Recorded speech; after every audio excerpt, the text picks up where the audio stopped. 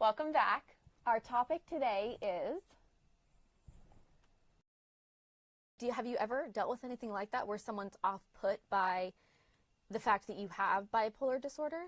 I don't think anyone's ever, thankfully, ever been like completely off-put, at least in a very obvious way. Okay. I do think, though, that when I do talk about Happy Pill and I talk about why I founded it and Yes. that I'm trying to create this community for young women with mental illnesses and that I do have bipolar and anxiety disorder, sometimes people are, they pity me a lot and they get really, they're like, oh, that's a really touchy subject. It's very feminine. There's a lot of emotion around it. And I'm like, people are like, good for you. yeah, exactly. And you're like, I'm like, thanks. there are a lot of people, like 60% of Yeah. college students, and that's like almost 50-50 males and females. So really breaking that down, improving, telling people, educating people that it's actually a huge issue, I think is a big part of having Happy Pill. I think, one, having a mental illness, two, creating this community, and three, helping others understand what's going on, all while making sure that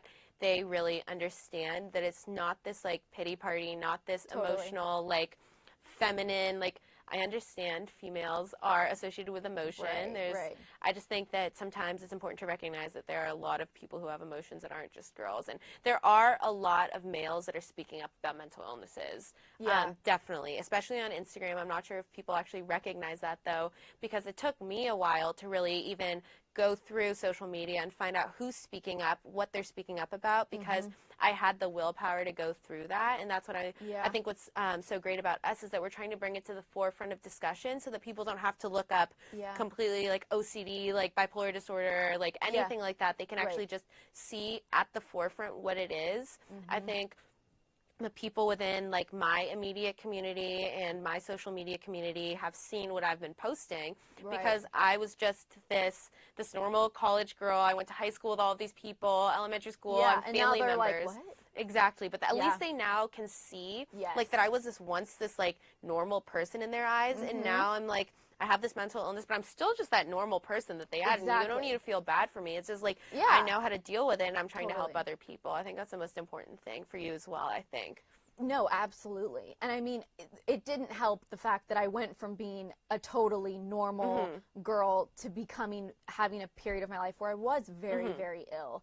And I was unable to function in reality, like hoarding and sanitary wise, and I couldn't wear certain colors. I couldn't write vowels for sometimes in college. I mean, I had note takers. I couldn't even write. I mean, and then to go back to, but people in high school missed that part because that was in college. So now that I am back in my hometown, people are like, what are you doing? Like, what is it that you're even doing? Like, you have OCD? They didn't even know because I never documented that period of embarrassment.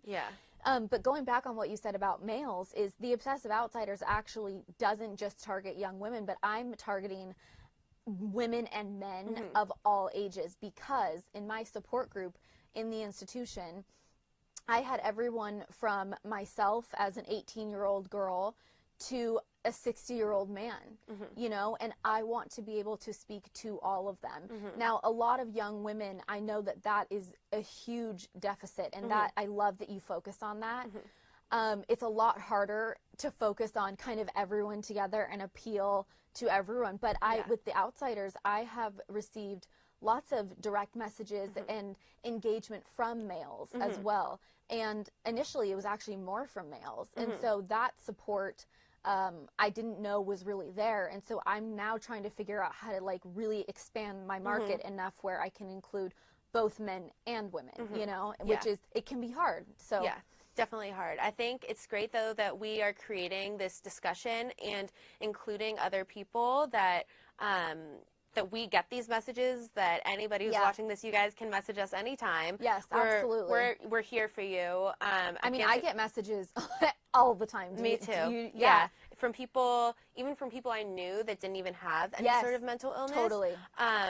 That that come out and talk to me or realize that they didn't even realize that they felt like they were so alone and that there was something so wrong with them but couldn't put a name on it, I think is really important, and to tell people that they're not alone.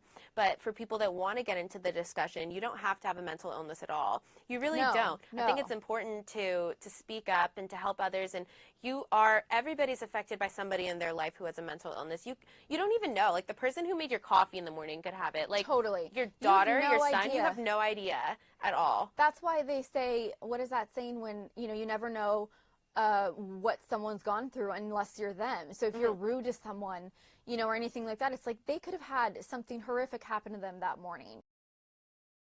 Good luck out there, guys. Bye.